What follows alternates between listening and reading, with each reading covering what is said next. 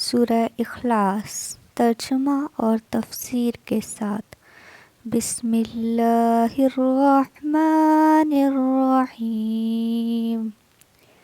شروع کرتا ہوں اللہ تعالیٰ کے نام سے جو بڑا مہربان نہایت رحم والا ہے۔ قل هو اللہ احد، آپ کہہ دیجئے کہ وہ اللہ تعالیٰ ایک ہی ہے۔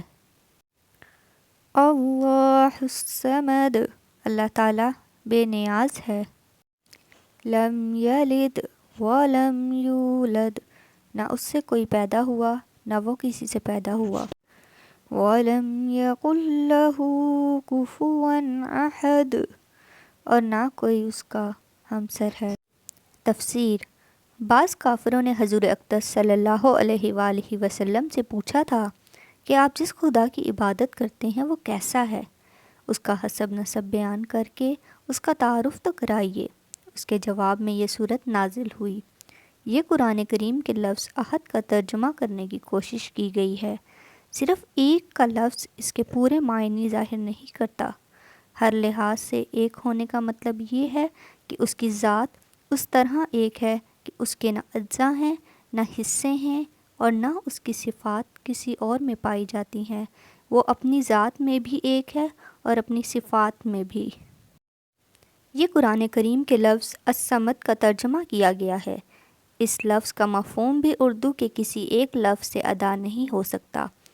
عربی میں صمد اس کو کہتے ہیں جسے سب لوگ اپنی مشکلات میں مدد لینے کے لیے رجوع کرتے ہوں اور سب اس کے محتاج ہوں اور وہ خود کسی کا محتاج نہ ہو۔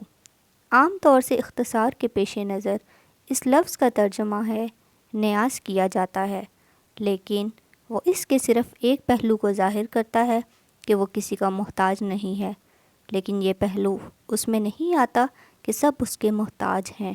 اسی لیے یہاں ایک لفظ سے ترجمہ کرنے کی بجائے اس کا پورا مفہوم بیان کیا گیا ہے۔ یہ ان لوگوں کی تردید ہے جو فرشتوں کو اللہ تعالیٰ کی بیٹیاں کہتے تھے، یا حضرت عیسیٰ یا حضرت عزیز علیہ السلام کو اللہ تعالیٰ کا بیٹا قرار دیتے تھے۔ یعنی کوئی نہیں ہے جو کسی معاملے میں اس کی برابری یا ہمسری کر سکے۔ اس سورہ کی ان 4 مختصر آیتوں میں اللہ تعالیٰ کی توحید کو انتہائی جامع انداز میں بیان فرمایا گیا ہے۔ پہلی آیت میں ان کی تردید ہے جو ایک سے زیادہ خداؤں کے قائل ہیں۔ دوسری آیت میں ان کی تردید ہے جو اللہ تعالیٰ کو ماننے کے باوجود کسی اور کو اپنا مشکل کشا، کارساز یا حاجت روا قرار دیتے ہیں۔ تیسری آیت میں ان کی تردید ہے جو اللہ تعالیٰ کے لیے اولاد مانتے ہیں، اور چوتھی آیت میں ان لوگوں کا رد کیا گیا ہے جو اللہ تعالیٰ کی کسی بھی صفت میں کسی اور کی برابری کے قائل ہیں۔ مثلاً بعض مجوسیوں کا کہنا یہ تھا کہ روشنی کا خالق کوئی اور ہے اور اندھیرے کا خالق کوئی اور ہے، یا بھلائی پیدا کرنے والا اور ہے اور برائی پیدا کرنے والا کوئی اور ہے۔ اسی طرح اس مختصر صورت نے شرک کی تمام صورتوں کو باطل قرار دے کر خالص توحید ثابت کی ہے۔ اسی لیے اس صورت کو سورہ اخلاص کہا جاتا ہے، اور ایک حدیث میں اس کو قرآن کریم کا ایک تہائی حصہ قرار دیا گیا ہے، جس کی وجہ بظاہر یہ ہے کہ قرآن کریم نے بنیادی طور پر 3 عقیدوں پر زور دیا ہے: توحید، رسالت اور آخرت، اور اس صورت نے ان میں توحید کے عقیدے کی پوری وضاحت فرمائی ہے۔